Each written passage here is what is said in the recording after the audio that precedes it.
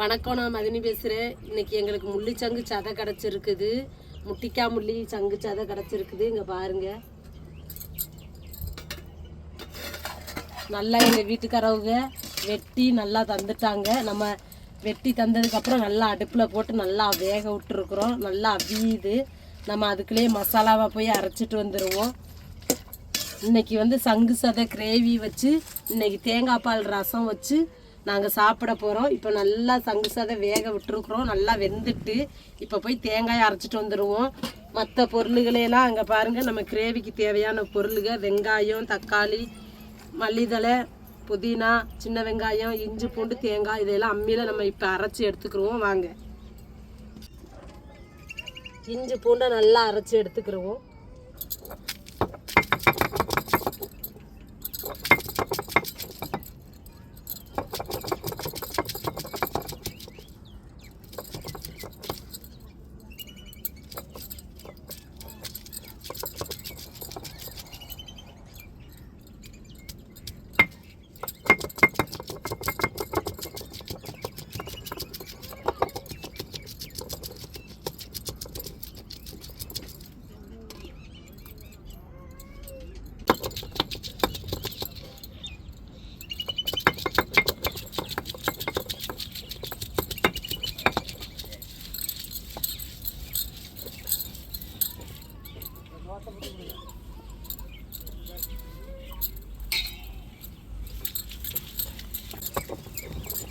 பூண்டையும் இஞ்சையும் நல்லா அம்மியில் அரைச்சிருக்கோம்.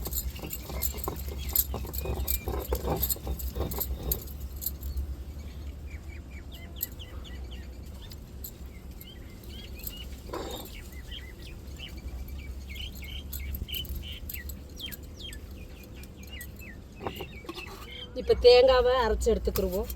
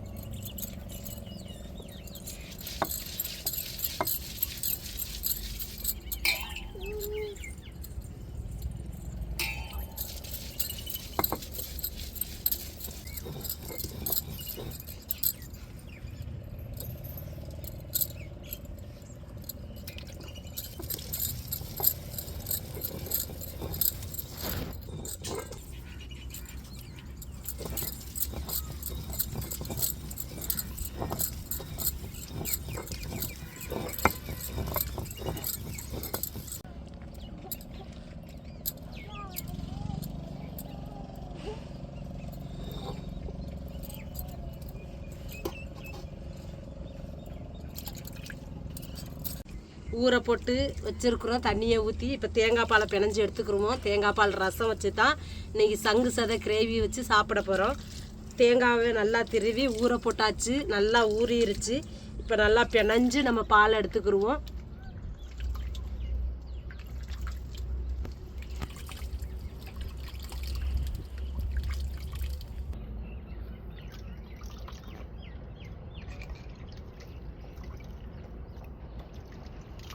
பால் எடுத்துக்கிறலாம். புளியை எடுத்து ஊற போட்டுருக்குறோம்.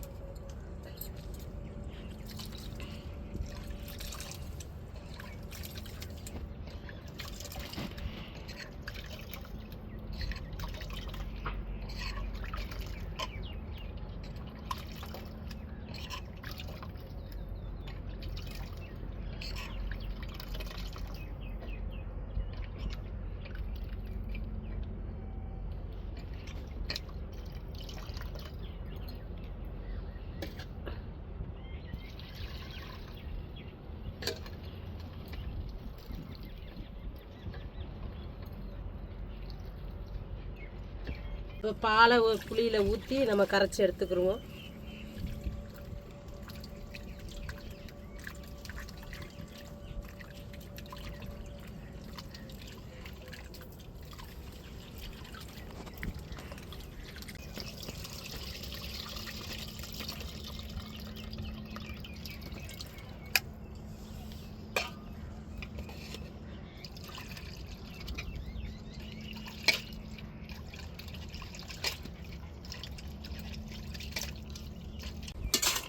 பாருங்கள் சங்கு சதை நல்லா வெந்துருச்சு. இப்போ இறக்கி நம்ம நல்லா அலசி எடுத்துகிட்டு வந்துடுவோம் கிரேவி வைக்க. ஏன்னா நல்லா உப்பு கல் போட்டு உரசி கழுவிடணும். அதில் அப்படியே மாங்கு இருக்குதும் அந்த மாங்குலாம் போகணும். நல்லா க்ளீன் பண்ணிட்டு தான் நம்ம கிரேவி வைக்க போகிறோம். இப்போ இறக்கி அப்படியே வச்சுருவோம். கொஞ்சம் ஆற விட்டு தான் உப்பு கல் போட்டு உரசி கழுவணும்.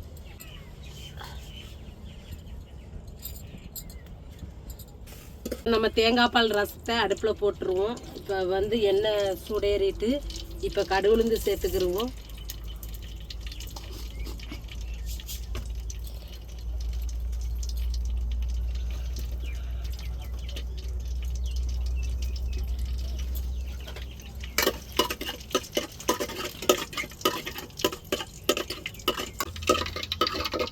கடுகுளுந்து நல்லா பொரிஞ்சிட்டு இப்போ வத்தலை சேர்த்துக்கிடுவோம்.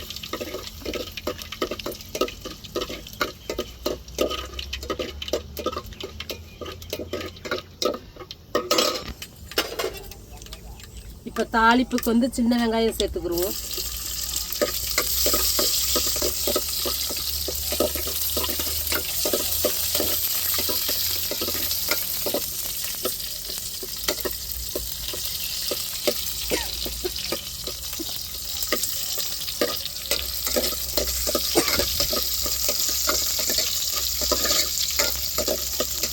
இல்லை இடித்து எடுத்த பூண்டை சேர்த்து வதக்கி விட்டுருவோம் நல்லா.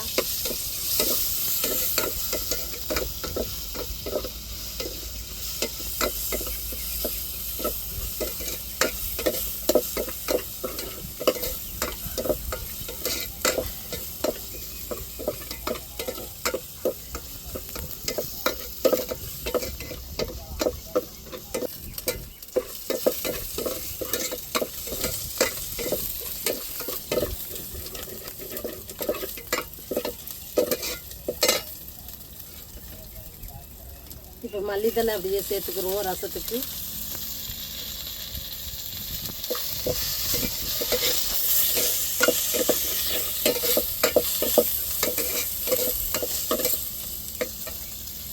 இப்போ கரைச்சி வச்சிருக்கிற தேங்காய் பால் ரசத்தை சேர்த்துக்கிடுவோம்.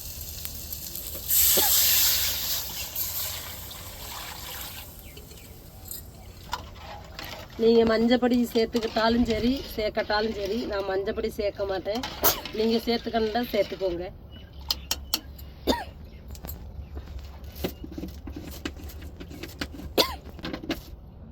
ரசத்துக்கு தேவையான அளவு உப்பு,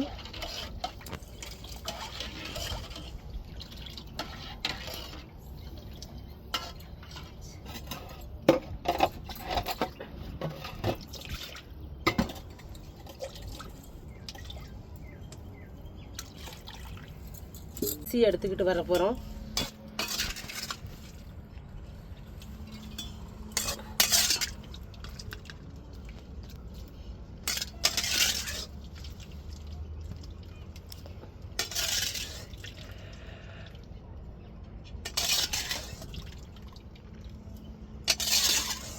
உரசி எடுத்துருவோம்.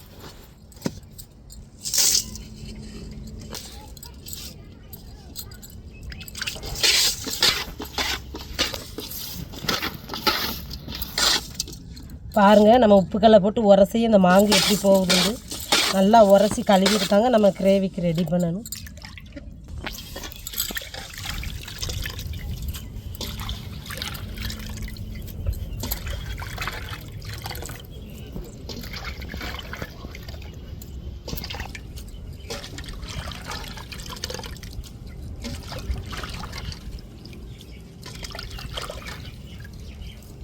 பால் ரசம் முறக்குடி வந்துருச்சு. கொதிக்க விட்டுறக்கூடாது. இப்படி முறக்குடி வரையும் நம்ம இறக்கிக்கிறணும்.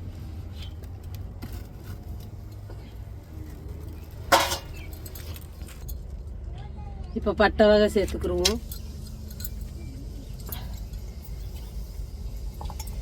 சின்ன வெங்காயம் சேர்த்துக்கிடுவோம்.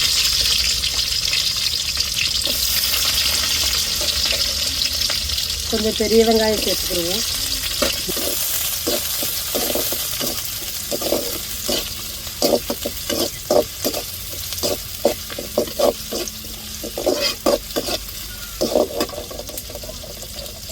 கருவேப்பிலை சேர்த்துக்கிடுவோம்.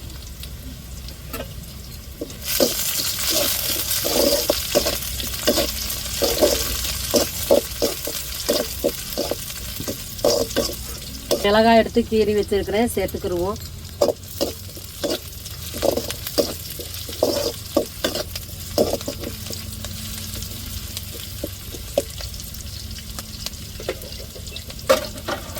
இதில் அரைச்சி எடுத்து இஞ்சி பூண்டை அப்படியே வெங்காயத்தோடு சேர்த்து வதக்கி விட்ருவோம். அப்போ தான் பச்சை வடை மாறும் நல்லா.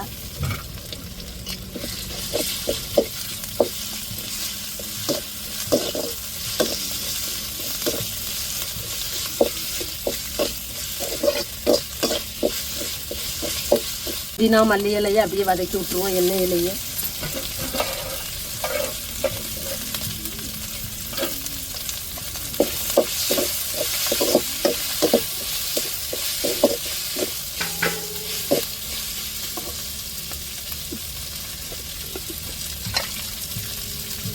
இப்போ சதையை சேர்த்துருவோம்.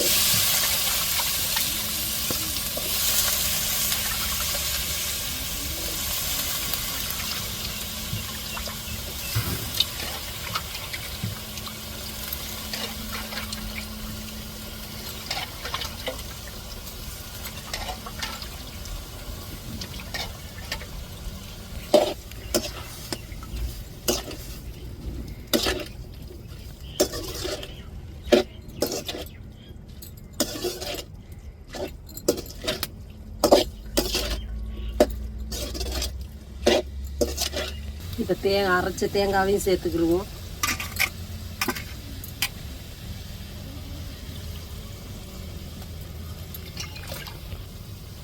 இப்போ தேவையான அளவு உப்பு சேர்த்துக்கிடுவோம். மஞ்சத்தூள் சேர்த்துக்கிடுவோம்.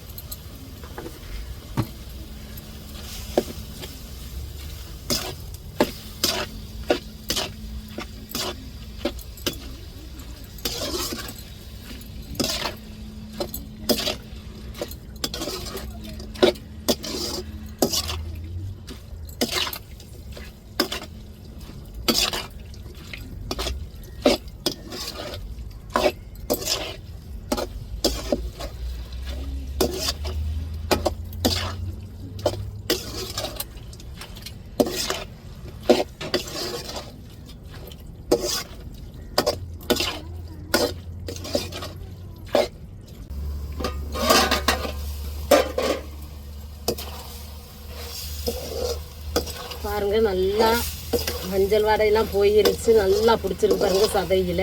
இப்போ நம்ம பொடியை சேர்த்துட்டு கொஞ்சம் தண்ணியே சேர்த்துருவோம். தேங்காய் தண்ணியை சேர்த்து அப்படியே கிளறி விட்டுருவோம். கறி மசாலா பொடியும் சிக்கன் பொடியும் சேர்த்துக்கிடுவோம்.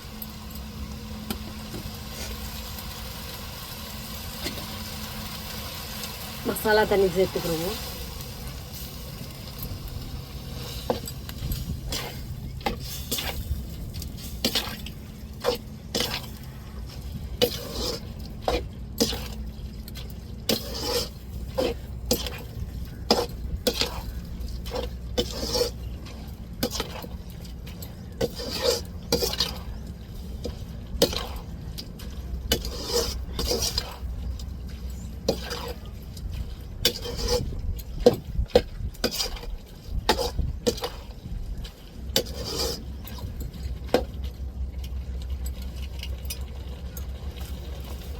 ஆவிரிச்சு அப்படியே தட்டை போட்டு மூடிடுவோம். கொஞ்சம் கொதிச்சு வெந்து வரட்டும்.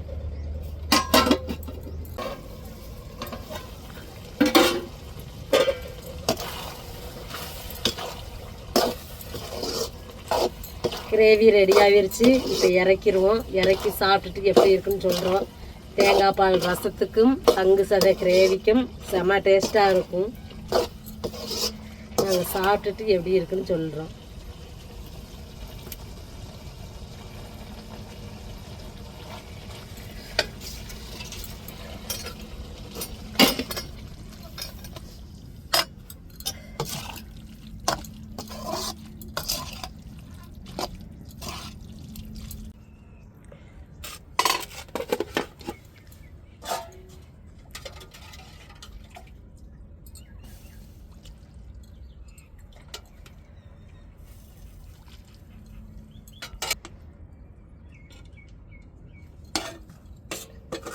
இன்றைக்கி பால் ரசம் வச்சு சங்கு சதை கிரேவி வச்சு பாவக்காயும் பொரிச்சுருக்குறோம். இன்றைக்கி நல்ல ஒரு சாப்பாடுங்க.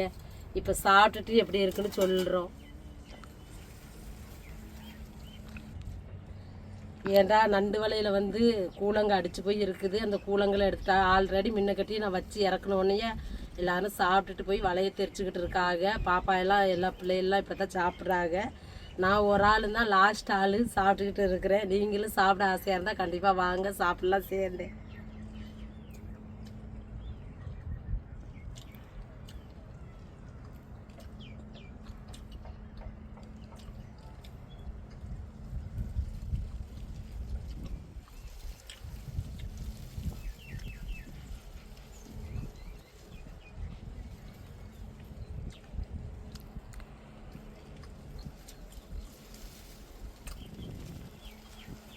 கிரேவி இருந்தும் நாங்கள் பாவக்காய் கிடந்துச்சு. எங்கள் வீட்டு தோட்டத்திலேயே காய்ச்ச பாவக்காய், பின்புறமாக பாவக்காய் தோட்டம் போட்டிருக்குறோம்.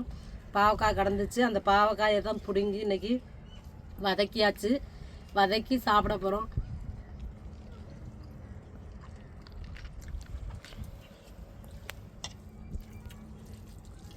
ரெண்டு நாள் விட்டு 3 நாள் விட்டு பார்த்தோம்னா பாவக்காய் செடியில் நல்லா 1/4 கிலோ 1/2 கிலோ பாவக்காய் வந்துடுதுங்க. டெய்லி இப்படி பிடுங்கி 3 நாள் 2 நாள் கழித்து வதக்கி கஞ்சிக்கோ இல்லை சாதத்துக்கோ சுடு சாதத்துக்கோ வதக்கி சாப்பிட்ருவோம்.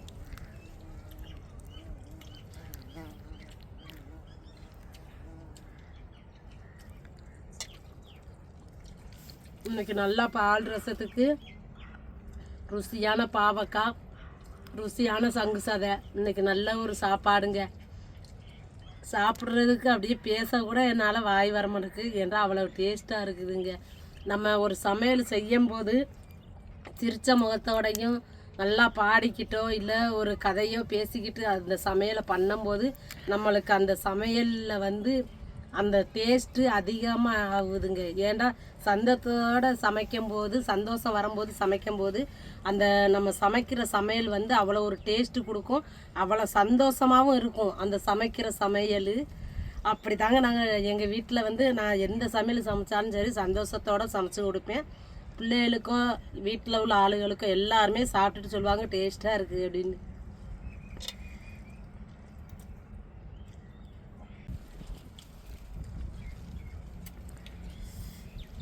நீங்கள் மதினி எல்லாரும் சாப்பிட்டுக்கிட்டே இருக்காங்க. மதினி ஒன்று ஒன்றா விதவிதமாக சமைச்சு நம்மளையும் சாப்பிடக்கூட இருக்காதுன்னு நினைக்காதீங்க. கண்டிப்பாக இப்படி ஒவ்வொரு நேரம் சங்கு சாதம் கிடைக்கும் போது தான் நாங்கள் சமைச்சு விதவிதமாக சாப்பிட முடியும். நீங்களும் வாங்க சேர்ந்தே ஷேர் பண்ணி சாப்பிடலாம். இந்த வீடியோ உங்களுக்கு பிடிச்சிருந்தா லைக் பண்ணுங்கள், ஷேர் பண்ணுங்கள், கமெண்ட் பண்ணுங்கள். எங்களுக்கு ஆதரவு கொடுத்து சப்போர்ட் பண்ணுங்கள். எல்லாத்துக்கும் மனமார்ந்த நன்றிகள். மறக்காமல் எங்கள் சேனலை சப்ஸ்கிரைப் பண்ணிடுங்க.